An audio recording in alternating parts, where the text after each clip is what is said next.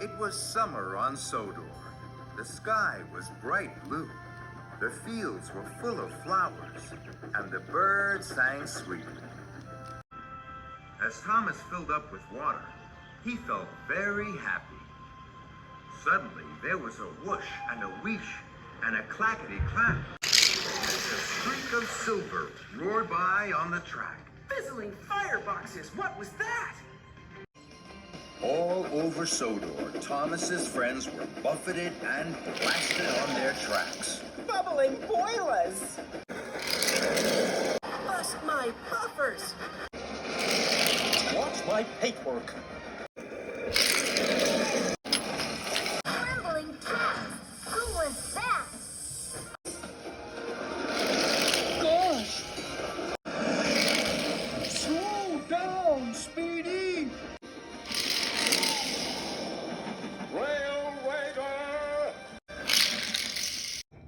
Later, Thomas and his friends were at Knapford. They were very puzzled. He was big. He was silver. He was very, very fast. That must mean it's... Spencer! Hello, Sodor. What do you know? I'm here for the summer. Why? I have a very important job to do. The Duke and Duchess of Boxford are having a new summer house built. It has to be finished in time for the Duke and Duchess's holiday. I'm very busy. No time to chat. And Spencer seemed smugly away. Cinders and ashes. Having Speedy Spencer on Sodor for one day is bad. But for the whole summer is terrible. That afternoon, Thomas and Percy were huffing and puffing up Gordon's Hill. Then they heard Spencer whooshing and wheeshing behind them. A little more puff and you might make it to the top by tea time. Bossy boiler! Next, Spencer caught up with Gordon. Out of my way, slowpoke. The indignity. Toby was huffing slowly to a junction. Spencer steamed alongside, hooting and tooting. It looks like you're too old now to be really useful, Toby.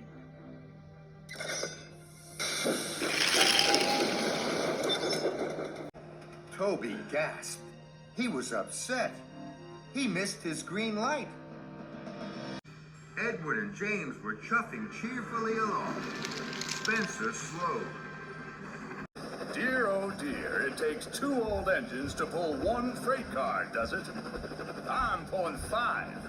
And Spencer thundered away. James was so cross, he couldn't puff at all.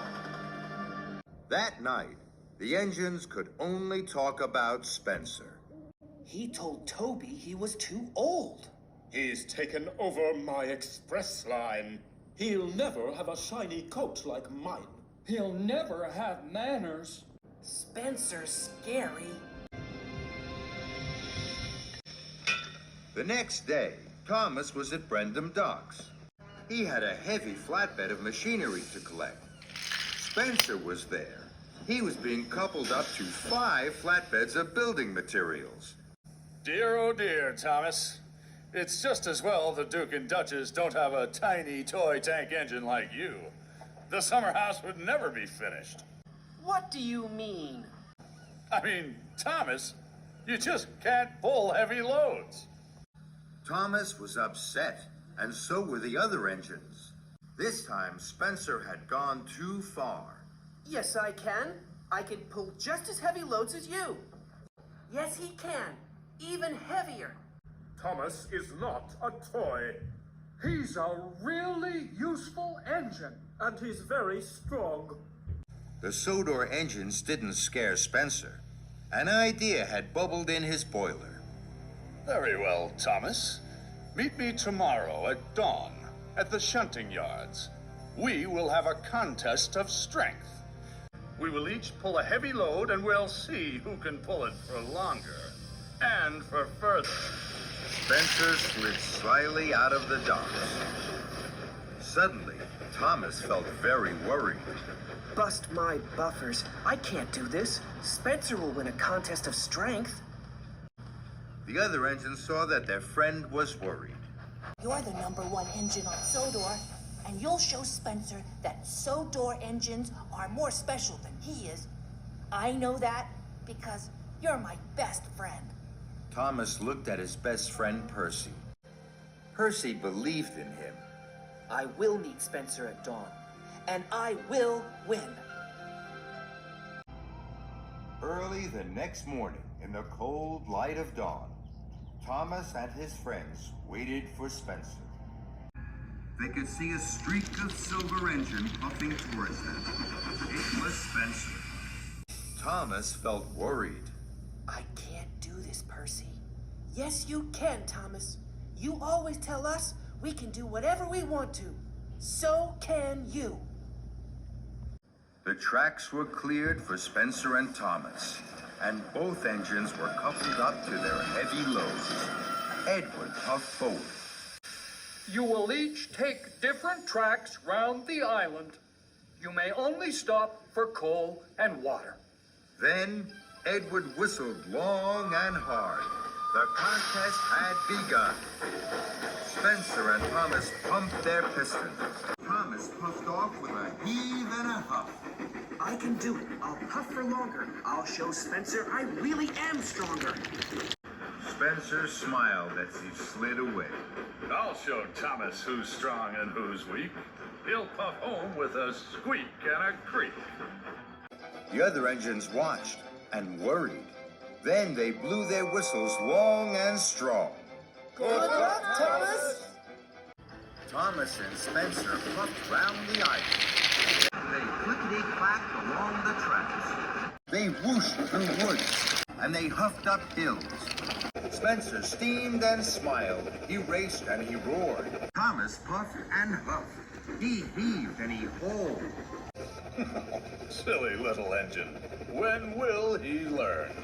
You can do whatever you want to, and I want to win! Thomas was huffing up a steep slope. He was puffing and panting, and his axles ached. At last, he reached the top. Hooray! I did it! Then there was trouble. There was a clang and a prang. Thomas gasped. Cinders and ashes! I've broken my brakes! Thomas's wheels started to whir and to wobble. He flew faster and faster down the hill. Oh no! Oh, help! Thomas raced down one hill and rattled up the next. Help! I can't stop! Thomas's heavy freight cars pushed him on and on. Through a junction where Spencer was waiting. Blistering boilers. And into some potatoes. Potatoes bounced everywhere. But Thomas sped on into a flatbed of jelly barrels. Sticky jelly flew in the air and landed all over Thomas. But still, he went on and found himself rolling along an old rickety track. Ahead, Thomas could see a thick wall of bushes. Fenders and funnels, how can I stop? Thomas crashed into the bushes and came to a stop. Flaming fireboxes. That was scary. Thomas looked around. After the racing and rattling, it was very quiet. Spencer will be back at the shunting yards now. He'll be puffing with pride because he won the contest. And my best friend Percy will be wondering where I am. I don't know where I am.